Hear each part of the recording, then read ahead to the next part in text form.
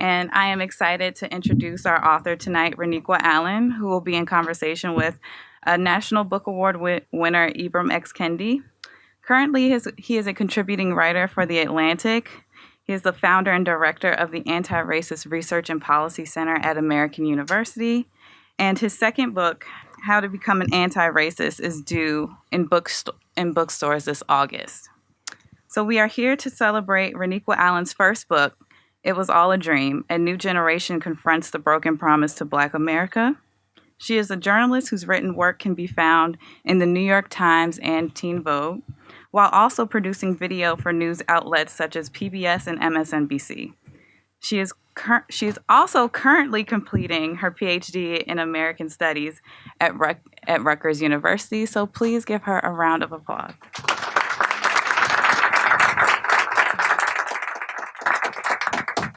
Well, thank you again for everyone for coming out tonight. I'm excited about tonight. I'm excited about this opportunity to share this discussion with Reniqua. I wanted to sort of start out by telling everyone how I learned about this book. And so one day I was browsing through Nation Books list. My book, my second book, Stand from the Beginning, was published with Nation Books. And I came across what I thought was the illest title. And, for a book that I had seen in quite a while. It was all a dream. And then I learned, of course, what the book was about. I found that the book cover was as ill as the title. I had an opportunity to meet Reniqua. I also found out she was an AU alum. Any AU alums in the house? And of course, finally, I got the opportunity to read the book. And it certainly didn't disappoint. So that's why I'm so excited to be with you here tonight to celebrate this book near hopefully your second or third home, AU. Yes. So I always like to personally learn about sort of the pregnancy story for books. And so I'm interested to know sort of for you, how did this book come about? So, hi, everybody. I'm Reniqua. Wow, how did this book come about? So, as a grad student at Rutgers, I wanted to talk a lot about the Black middle class. And basically, it just meant I wanted to talk about myself, right? Like, I came from the Black middle class, was really interested in studying that, and took a very, very long route to finishing my PhD. I'm on year number 10. Like, did not go through it like you. So I was trying to figure out what I wanted to say about the middle class and the Black middle class. And somehow along the way, I ended up working on a documentary about the Black middle class in America. And the host of the documentary was Bob Herbert, who also grew up Black and middle class from New Jersey. And we had lots of intense conversations. He had a parent that was from the Caribbean, so did I. But his perception of being Black in America was a bit different from mine. And I realized it wasn't just race in play, but it was something a little more. And what I really found out was that it was a generational divide. And really, it led me on the path to want to explore that more and what that meant for this generation, being young and Black in America, and how that differed from our parents' generation. So when was that? That was 2014, around 2014. And I realized that when I look back at the stories and the reporting that I'd done, like it already had started to really take shape, but I didn't have a name for it. I didn't have a language for it. But after like some of those conversations with Bob, I could kind of see what it was and what was happening. And that's how I started to kind of put together what the story was, or what I thought was the story. And then talking to people, talking to my friends, like thinking about my life experience and really just starting to report, and kind of took shape that way. And so did some of the front page activism of Black millennials inspire it in any way? Absolutely. That was kind of like the other part of it, right? Like I read some interviews. So this was when Black Lives Matter was particularly on the pages and people were talking about. And there also felt like there was a generational divide among that group, right? There was lots of conversations about how this wasn't the civil rights movement and, how certain, the generational divide out in Ferguson and what that looked like and why this just wasn't quite the same. So I think in my original book proposal, talked a lot about that also as well. So yeah, that was a huge part of it. Huge part. And I think that died down when I realized there were like other things to also talk about too. Certainly. So at the end of the book, you write, and I should sort of preface this with most of the book, you're sort of interrogating from the standpoint of Black millennials what it means to dream, what the American dream is for them, and you look at that from many different vantage points. So at the end of the book, you write that many do aspire to what the dream means at its core, freedom. And so, what do you think freedom means for Black millennials based on your research? Yeah, I was trying to figure out this idea of the American dream. And people would tell me about it in so many different ways. For some people, it might be that traditional way of like buying a home or getting married, that white picket fence. But other people were telling me something different. It was about opportunity to just be, right? Like at the core, I feel like that's what people really were talking about. One young man talked about like the freedom to paint the walls in his own house. Like that's what it meant. Someone else talked about having a home, but maybe not owning it. And like her parents had been homeless. She'd been homeless rather. They were hit really hard by the recession. So I saw a lot of the traditional, markers of the American dream, so to speak, whatever that is. But then I also saw other things at play. And it was an ability to just be, to not have to be so defined by their identity. And they felt like throughout all the interviews that I talked about, they felt like they couldn't be in the same way as their white millennial peers, particularly these young Black millennials. They felt like they had to either dress a certain way or talk a certain way or do different things to get ahead. And I think that was like a really frustrating thing for this generation that grew up with people saying, you can be all you want to be, or here, like, the civil rights movement already happened, or look, there's a Black president. I mean, that's like, the cover of the book. Mm-hmm. And I think it's a really challenging space to be in when all these things were possible, but then they see things like Ferguson and they see, Mike Brown's body laying out there in the sun.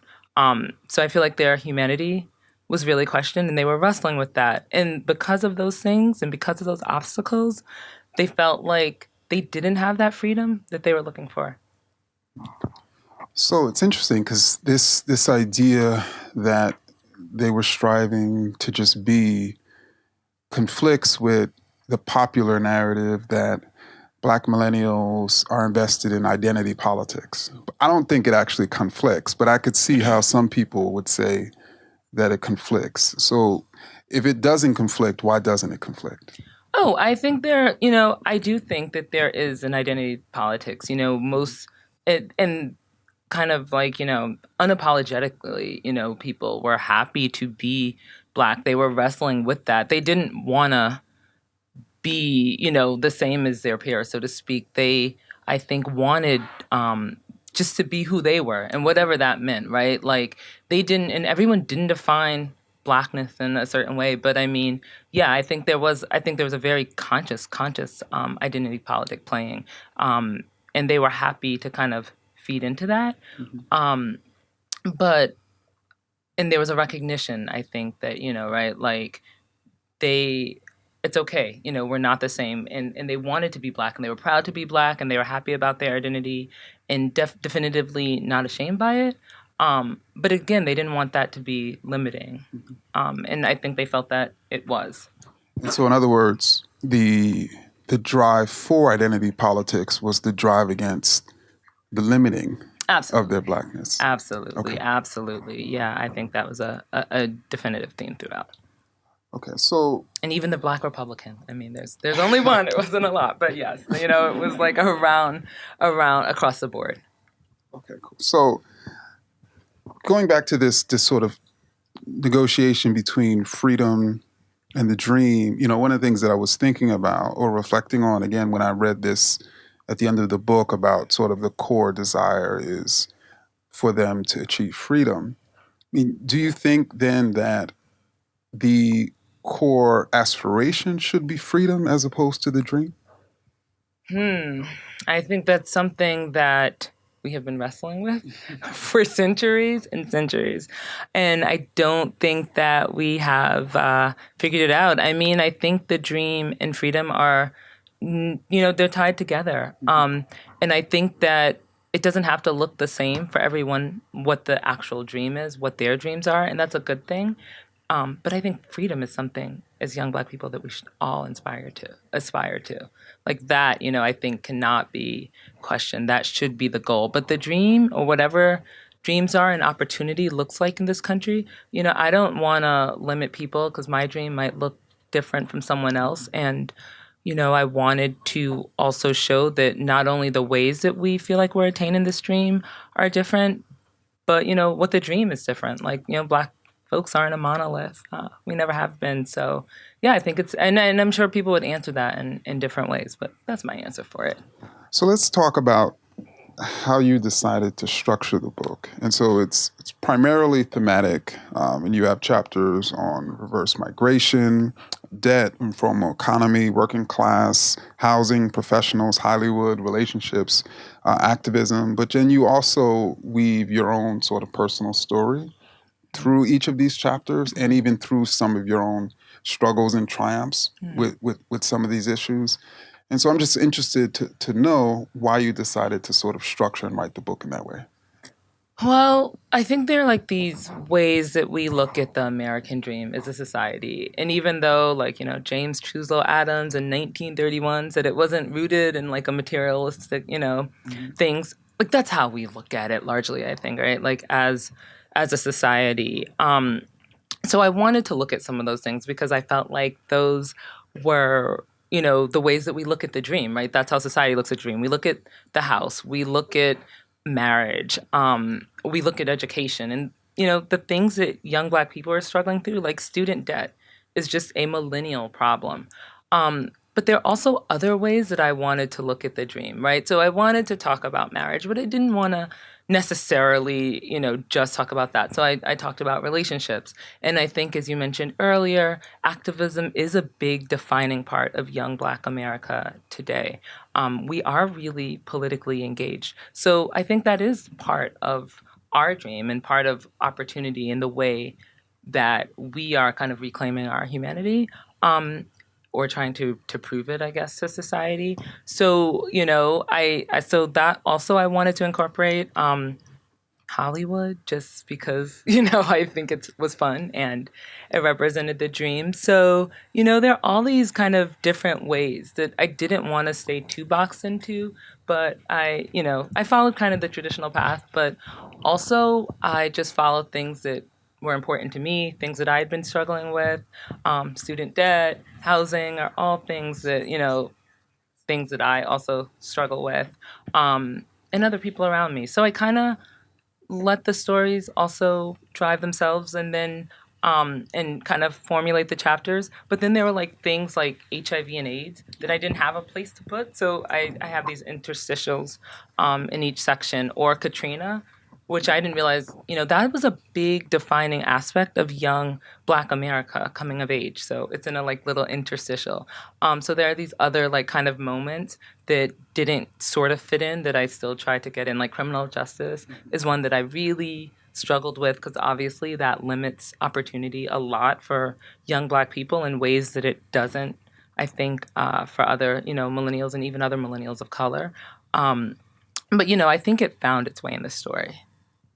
So was there any sort of difficulty weaving your story into those stories? Man, it's hard, right? So I published a piece last Sunday for the New York Times about, and tied to this book about the housing crisis and my struggles with housing and how I bought a home after I left here. I went to school, like I said, in D.C., and I left and decided I wanted to buy a home. I think maybe that was partially inspired by so many actually young African Americans that I knew in D.C.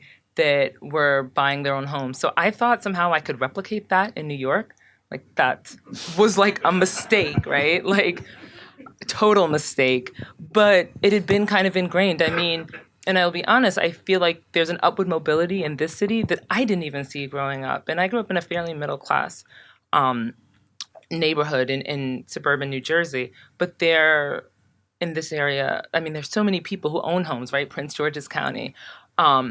Was just when I was in DC in 2003 and in the late 90s going to school, like that's what I wanted to aspire to, right? And it was such an inspiration. And so I went back home thinking I could do this.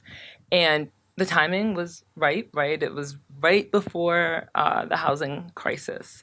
So everyone was giving money away. It was easy. I got a loan. I owned my house. I bought into the idea of the dream.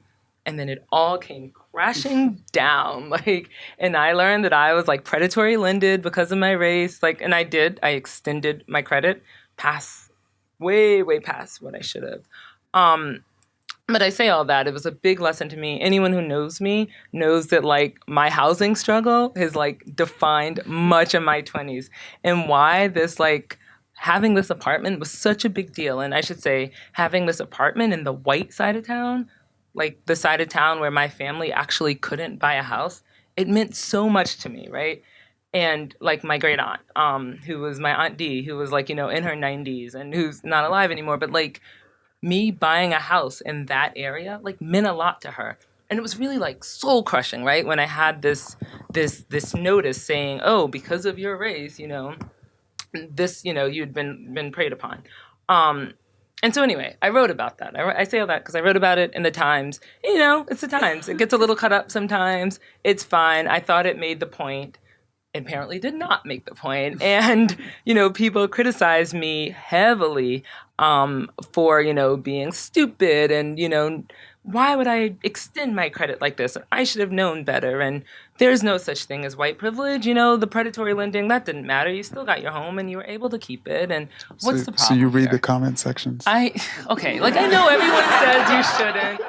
You don't read them a little bit, though? No. I can't. Everyone says that, but you don't. But my father reads it, and he gets so upset and calls me up. And I'm like, Dad, your blood pressure is not... Well, yes, my fiance's mom read them all, then and she's an academic, and summarized them all for me to tell me exactly what people said. So I was also forced to engage with them in that way. So I don't extensively read them, but I also you don't get emails? I got emails also with a lot of financial advice, which I didn't even need at that point. So that stuff is hard, right? I write a little bit about my father. I couldn't even write as much as I wanted because the lawyers cut out a bunch of stuff. But I wanted to contend, and I particularly wanted to talk about being a Black woman and relationships. And I know we talk about them a lot, but I wanted to tie this idea of relationships to upward mobility and how important that was in marriage and just what that meant, right? And that was hard. I grew up with a single dad who was not around, and what that meant and what marriage, right? What that idea means to me and how opportunity plays into that. So that was hard stuff that, that was really hard, and it's personal, but and maybe cathartic too. So I don't think there are any lawyers around. So did you want to share anything you wanted to put? Well, in the book, it starts off my dad's a piece of trash. And I hope he hears this. And I kind of go into not having a father and what that meant to me. And the stuff that, it was details of his trashiness that, it was from my point of view, but maybe not, it couldn't be verified without, him. So we had to take it out. But, and it's not super juicy. I wish it was. And it's actually really, right, that's my healing, the way I write sometimes to heal. And I think that why I wrote this book, some of it was because I was wrestling with my own notion of the dream. Had it let me down? I was looking in my bank account. I don't know what it was like for you, but see, I wasn't really tied to a school when I was writing. I was a freelancer, right? So I'm always broke.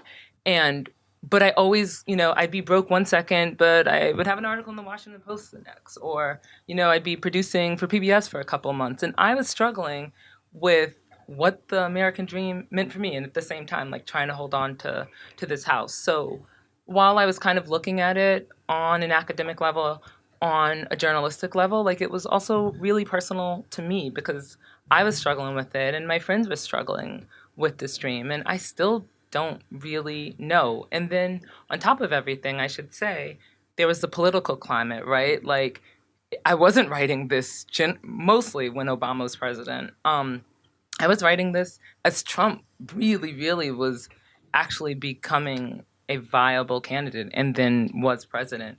And that was a far different space, right? Like for me, it was like a total mindfuck to like go from, Barack Obama to Donald Trump. Or maybe it was for the rest of us too. Yeah, so that was like hard, but then also like, right, that's America. So then maybe it wasn't a surprise. So I had like all these feelings, lots of feelings.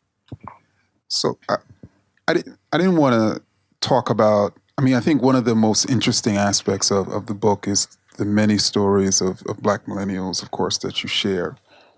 Probably, I think for a number of different reasons, one of the most interesting ones is of the dominatrix.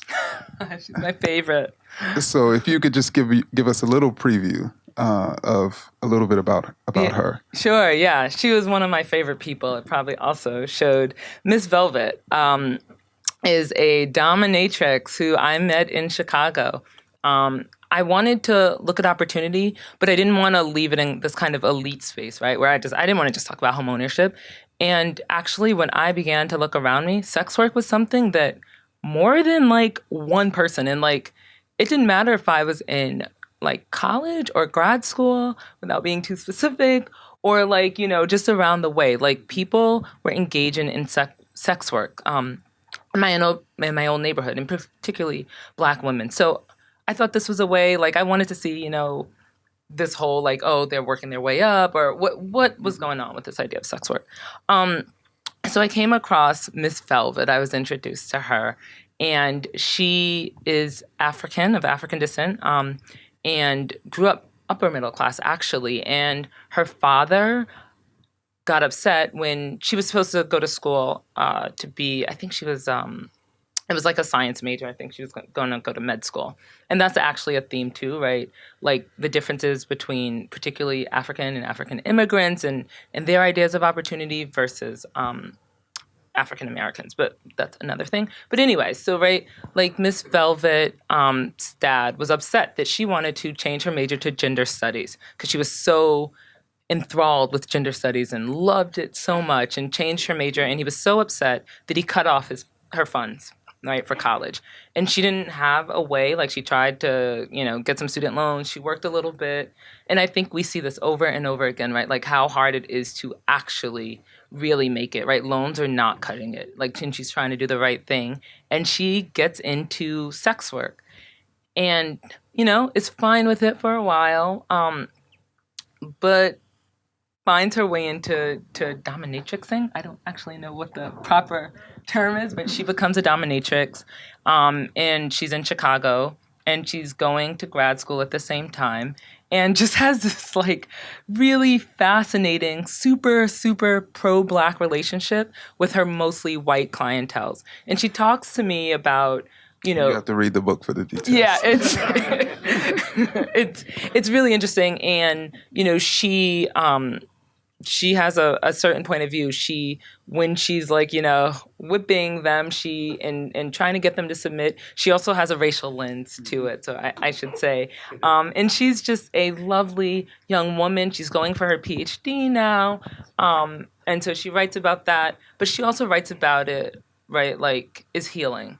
And I think that's the thing that so many of the young people I talk to, like, they didn't have an outlet for healing, right? So her, whipping these white men, old white men who are mostly privileged, was her way of like healing. That, she talked about that being cathartic.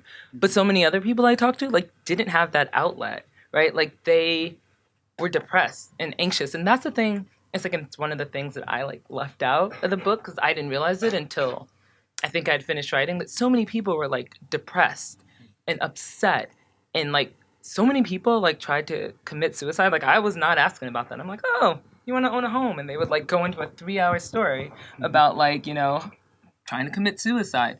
And like, it was really, really taxing on these young people, like figuring out what to do and how to prove themselves. It took a toll. And so, I think I like Miss Velvet so much, and she's a wonderful, wonderful young woman. But she had kind of found her way. She had found this healing thing for her, and that helped her, deal with her being a Black and being a woman and being queer in the country in a way that other people didn't actually do. So what do you think is driving that depression? I mean, we do know that suicide rates are increasing, particularly among young people. So what do you think is driving that depression and suicide among Black millennials? I think it's having to prove their humanity every single day. It's being told that they are equal, but then seeing that's actually not the reality. I think it's hard for people to question who you are, right? All the time. And I think that gets to them, right? I know, people say, well, if Barack Obama could do it, then you can too. There's no excuse. But that's obviously not the reality. I don't know who could be Barack Obama or Michelle, You have to be damn near the perfect family. You certainly couldn't look like Donald Trump probably and be Black and get nominated. So, and so it's hard. It's taxing to have, that standard to live up to. And people are they're tired. That's the word, right? So a young woman, there was an article this week about millennial burnout, which was a really interesting piece, and I think summed up a lot of the feelings about millennials. But my book had just launched, and I was like, I am too tired to actually write a response because this feels like it's really rooted in whiteness. And thank goodness, a young woman, Tiana Jones, I believe that's her name, wrote a response to it and wrote about Black millennial burnout and summed up a lot of the things that I was experiencing and feeling and how it's different, right? It's hard to be young and Black in America today. And I think that's the thing that people are feeling, but they're not really given that outlet to express that because we have to be superheroes, right? We can't mess up. We can't be mediocre in the same way. You have 3 books out and you're super young. We have to be so perfect and so great, and that's just tiring. Yeah, really quickly, have you seen the book Locking Us Up by James Forman? It won the Pulitzer Prize last year. It was basically about the role Black politicians played in mass incarceration. And one of the more interesting aspects of that book is how he begins talking about the dream speech that was constantly sort of fed to primarily Black millennials, which is to say that essentially any time we were doing something wrong, we would be critiqued by other generations that you're not living up to the dream, right? Do you think that plays a role, any? Absolutely. I went to church and watched Eyes on the Prize, especially during Black History Month, for hours at a time, which is hard when you're a young kid. But absolutely, I think that's what makes it frustrating for us. That was the standard. We had to be respectable. We had to do all the right things. And I think the hard thing is that we're trying to do that. I mean, granted, there's some folk out here that are lazy. I want to say all Black millennials are amazing and doing, wonderful things. But the majority, most people I found, were trying to live up to that standard. But because of so much systematic stuff in the way, they just couldn't do it, right? People were trying to go to school, but college is really expensive. Or either they ended up in a for-profit institution, they had to leave college because they couldn't finish it. They're overwhelmed because they're high school and, their schooling didn't prepare them for college. People had to take care of parents. There's a financial thing, there's a mental thing. But yes, everyone, I think, still feels like they do need to live up to that dream. And they need to do so kind of in the right way, right? I got a nose ring when I was turning 30 or something. And I thought so hard about that decision, right? When I was in college, I would go to, these programs for upward mobility, and they would say, oh, you can't wear your hair in braids. You need to have it straightened. You need to wear a suit all the time. And usually, they didn't tell me of the possibility to exist in any other way, right? I had to present and look and speak in a certain way. And that's really, really taxing on you to live up to. And I think that was a problem. And I think that this generation is pushing back on those notions. And I think doing it well, like we are learning that we don't have to be respectable maybe in the same way as our parents to get our voice and our opinions heard. And we are pushing back on it. And that I think is like a really amazing and positive aspect of young Black people. But absolutely, I think there's that pressure to live up to the dream, to be excellent, to not be sloppy, like, you know, to be perfectly to be perfect and kind of have that perfect image and perfect tailored clothes that Martin Luther King had, though even we know that he was messy too in certain ways. There's pressure to be woke in certain ways. And there's not like a room to mess up or to explore who you are and what your ideas are, because you have to live up to this certain way that Black respectability and Black upward mobility looks like. And I think that, yeah, people are exploring it. And that's why I think people like Miss Velvet, the dominatrix, are so great, because I saw her as a completely upwardly mobile figure, but doing it in a way that's unexpected. And then my last question. So your book is based on interviews, extensive interviews with 75 Black millennials. Based on those interviews and I guess your research in general, what do you think is most misunderstood about Black millennials? So I can't believe that I still have to say this, like, and that people still don't seem to get that, like, the experience of Black millennials are different than white millennials, particularly, and also other millennials of color. Like, I don't want to leave that out, right? Like, being a Black millennial is something unique in this country, and not that it's all depressing. It's amazing to be Black. Like, I like it, you know, like it's great. And you know, there's lots of joy and there's like lots of wonderful parts of it, but I do think it's something unique, and I want people to understand that. I want people to understand that, like, no other group of young people had to go around saying like our lives mattered. Like, that is a big thing to me, like having to proclaim that to the world and, you know, have that being challenged, like what that does to your spirit, even if you're like walking, you know, down the halls of your college or your elite high school or whatever it is. Like, I think that's a challenging thing to navigate, and I think we are doing it well. And, you know, young Black people have done this well for centuries, so, you know, maybe a lot of this stuff isn't super new, but it's hard. And yeah, I want people to understand that. Okay, so that's my last question, and I think we have plenty of time for your questions and comments.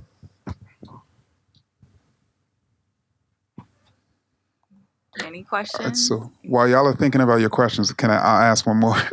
Yeah. I think was there something or a few things that surprised you during your interviews about Black millennials? It was how depressed they were. The amount of depression was just unreal to me.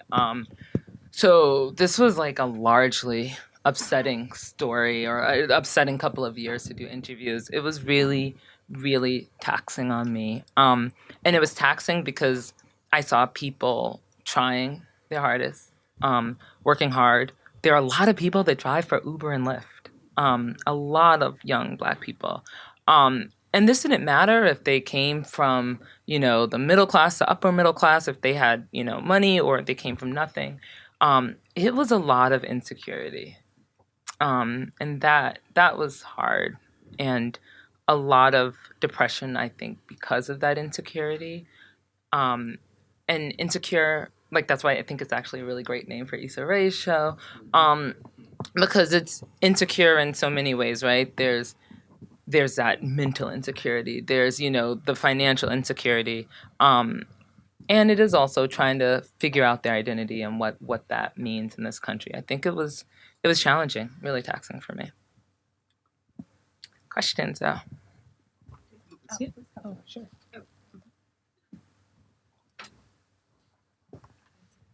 Hello. Hi. I'm an AU grad too, so. Oh, cool. Thank you. That's cool. What school? A co-grad. Cool. I actually just finished. So. Oh, congratulations. Thank you. My question is, so I would probably be on the older side of millennial if I'm even in the millennial. Well, I think we are too. We are too. Yeah, we both are. So I just wanted to ask a question about sort of mentorship and how maybe young people look to older people, because I had someone come up to me yesterday at an event for my professional organization asking me about situations that she was dealing with in her job. And so I was just wondering from your talks on the interviews how those people, or if they had felt like they had mentors, either professionally or personally, and how their relationship with older generations was happening. Because when she started asking me those questions, I sort of struggled with like, we're still struggling with these issues at work, because having been out of college for like 20 years or so, dealing with someone who's just out of college a couple of years and some of the issues that she's facing in her job, I was sort of surprised that when she talked about how people were approaching her in her job, and that people that young were still facing issues that I think we think are not happening, but are. So I was just wondering sort of those relationships and how the people that you talk to are dealing with mentorship or role models, and how their personal relationships are with that. You might have some more experiences because you're at the college level, but I felt like people felt really confused and didn't know what to do, right? A large number of young people, their parents had lost money. They felt recession. Their parents ended up homeless a lot of times. Their parents, a good chunk of people, like their parents would like work on a factory line, right? Or they had went to college and had the same job for like 20 or 30 years. And they saw that necessarily couldn't apply to them. So I think a lot of people felt like their parents had no clue what they were going through. They didn't know how to respond. They didn't know anything about this gig economy. At least that was my experience. Like people really felt a lack of mentorship and a lack of understanding from the older generation. There were a couple of people who pointed to mentors. I'm thinking of a chapter. So I have a chapter on Black professionals. And one young lady was particularly clear that she was in her position because other Black people helped her get into that position, and she wouldn't have done it any other way. A lot of people, there was really a lot of love for HBCUs, and giving them a sense of identity, grounding them, and giving them networks. That was really important. But the young people, I felt like that seemed to be where they got their mentorship and leadership. It was through networks. There was one young gentleman, actually this part didn't make it into the book, but talked about the importance of Jack and Jill, and having those kind of organizations to rely on. But I think it was tough. I think it was really tough for people. I don't know about your experiences. Professor, you might have a different take on it. Mentors. Yeah, I mean, I think I would sort of echo that, and I think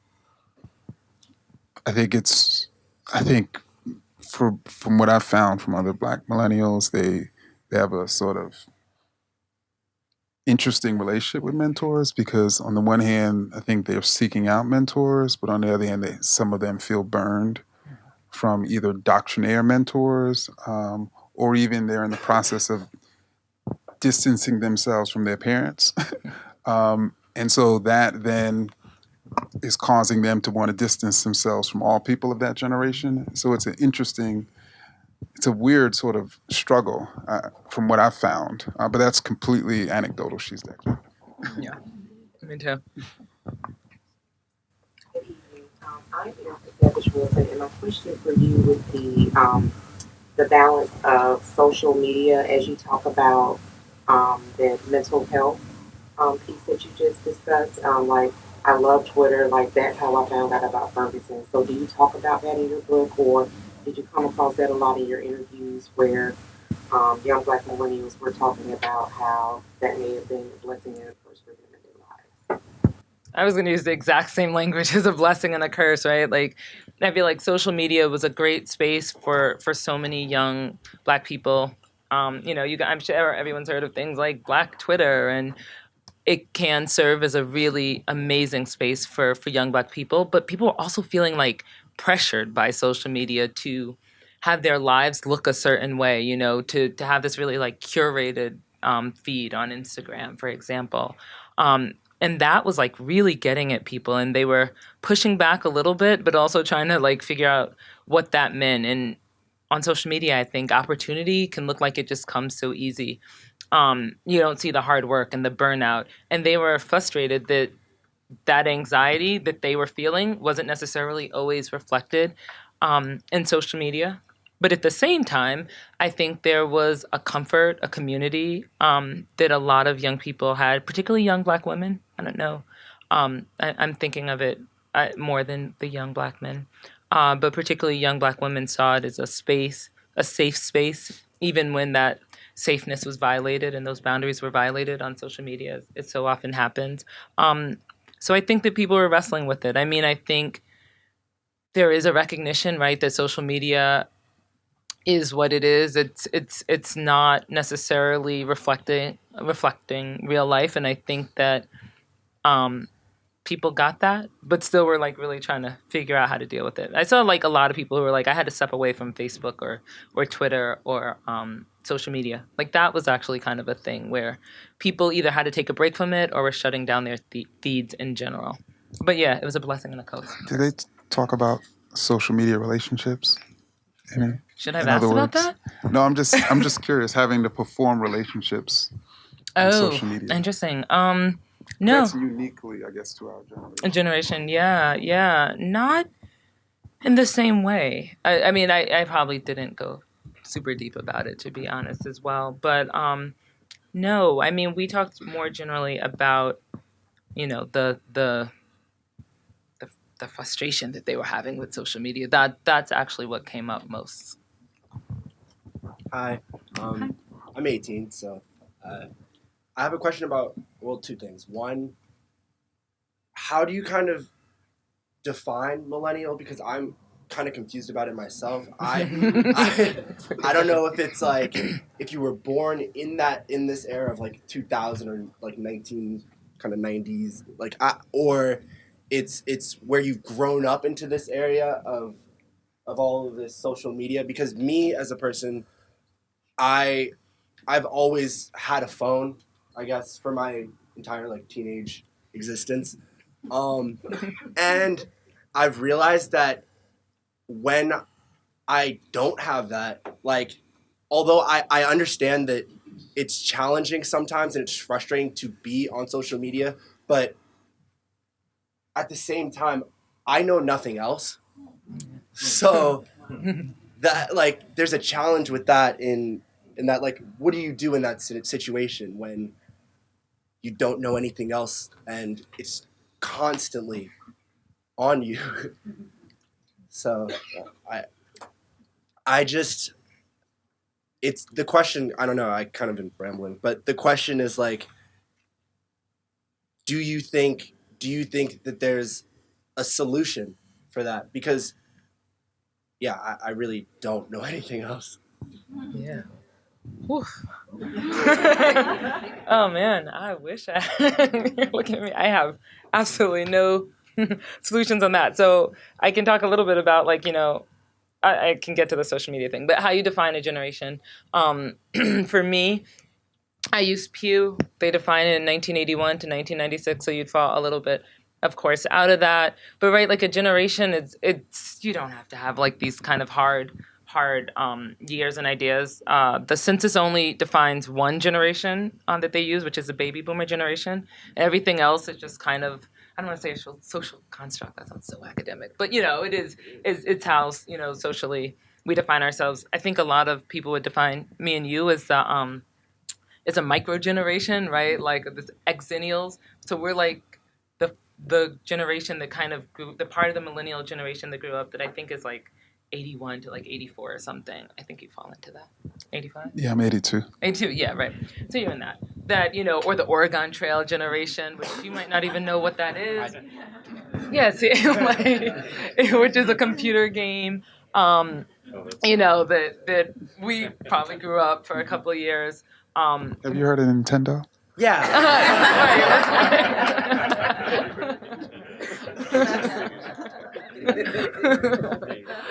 But like, right, it's really hard because we kind of grew up most of us grew up without a cell phone, but we came of age in the digital era, right? So my point is that like how you define a generation, I don't think, I apply always strict years because it can mean so many things. I think it's defined by experiences. Like I think Oregon Trail is a good one, but growing up with social media or Facebook is one.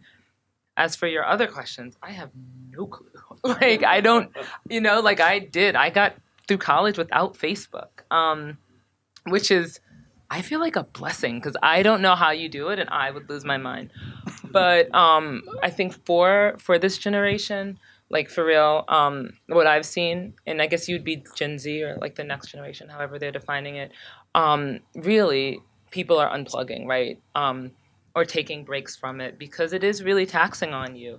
And it's a hard thing to do. And I think it's this idea, and it's hard for me. I don't know if you feel it like as a writer and a thinker, but it's hard to make errors or learn because you always have to be right because you have a history of, everything in your thoughts. So I think it's really stifling.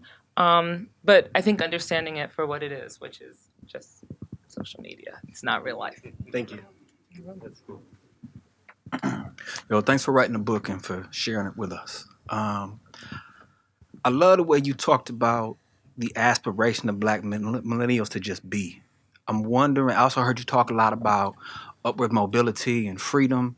And I wonder if you could talk about the ways in which the Black millennials in the book are thinking about what it means to be free in relationship to economics and to class. Yeah, that was something that so many struggled with. And actually where I think it was the conversation that I had that really wrestled with that the most was with this young man named Richard. And he talked about class and mobility and how it reproduces itself in his relationships. He's a young gay man who lives in New York. And he particularly talked about the challenges of New York City for everyone. And the social media kind of goes with this, but how he had to be a certain way.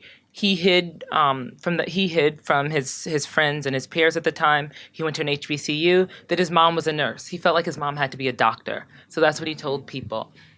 He felt like he had to go to Columbia in New York City, this Ivy League school, to prove that he was just as smart as everyone else. He felt like he had to dress a certain way. He couldn't just be who he was.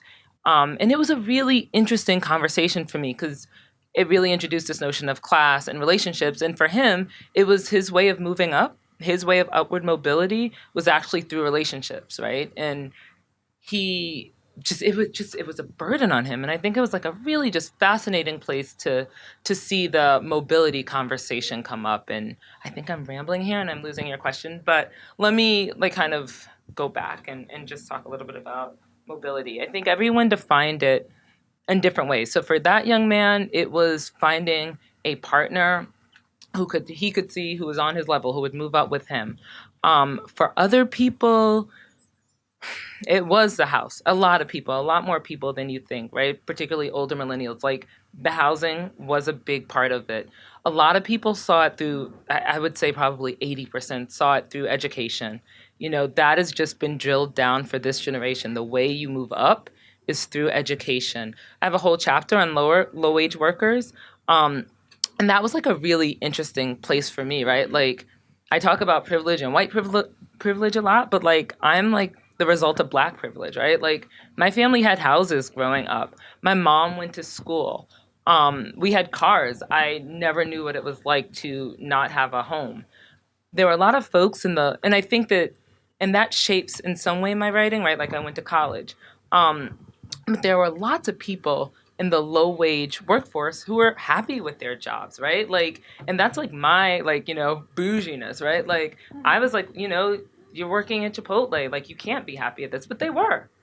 And that was just a lesson, right, for me, like, but they weren't making it, right? They weren't able to feed their families. And that's when I think it shows a real problem in society, right? Like it's not the low wage work. They all liked their jobs. They had most of them all. Like, I mean, I spoke to a housekeeper in Indianapolis. She loved making things look pretty. Like, I just remember her saying that. But she also wanted to, like, be able to pay her bills and, eat at night. And there's a real disconnect. And I think that's in some ways maybe why we're disconnected from our parents' generation, because we can't get that, job without a college degree anymore and still be okay, right?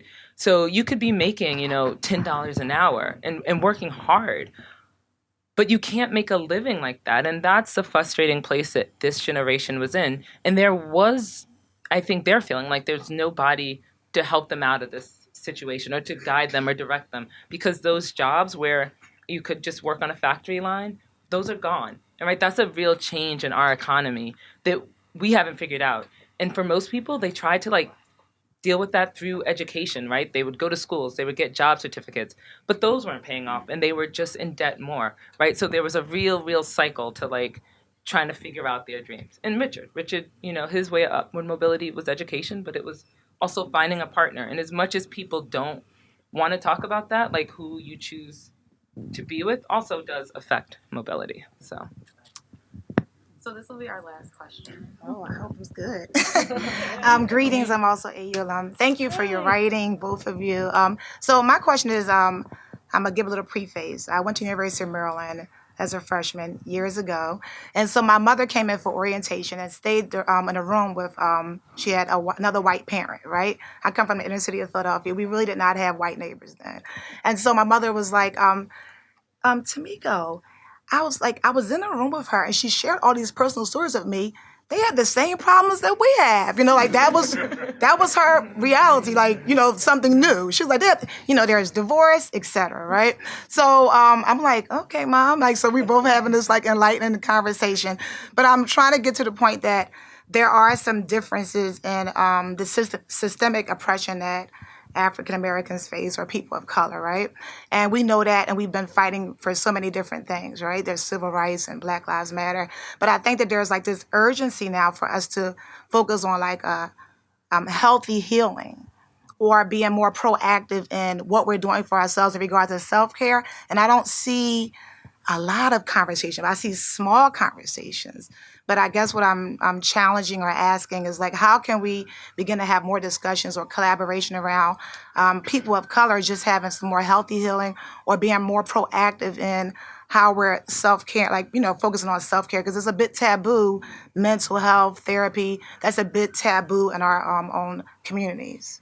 Absolutely. Well, one, there's a brilliant, wonderful therapist here, Cheryl, who's my friend. So you should go see her. And that just go see her. Definitely. I think that there's a need for it, right? And I think and I have a therapist. I think it's great. I've tried different types of therapy, just because it's necessary.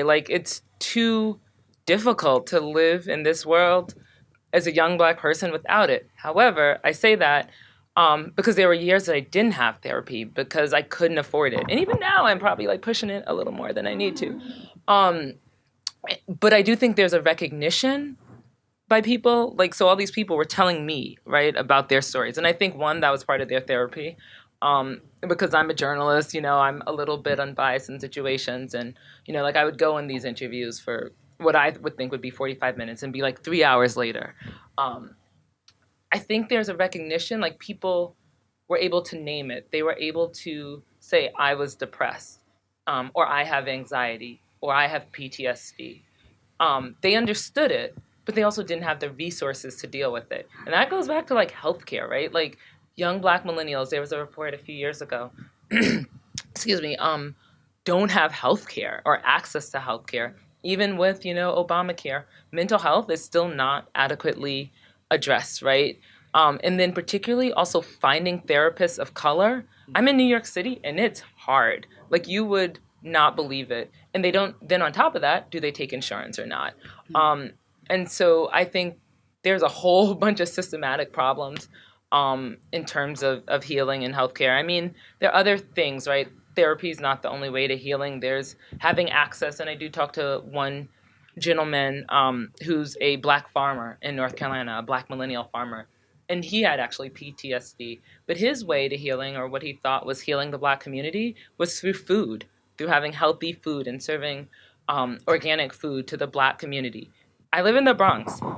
A lot of the grocery store that's across the street from me and all around us, we don't actually buy meat from.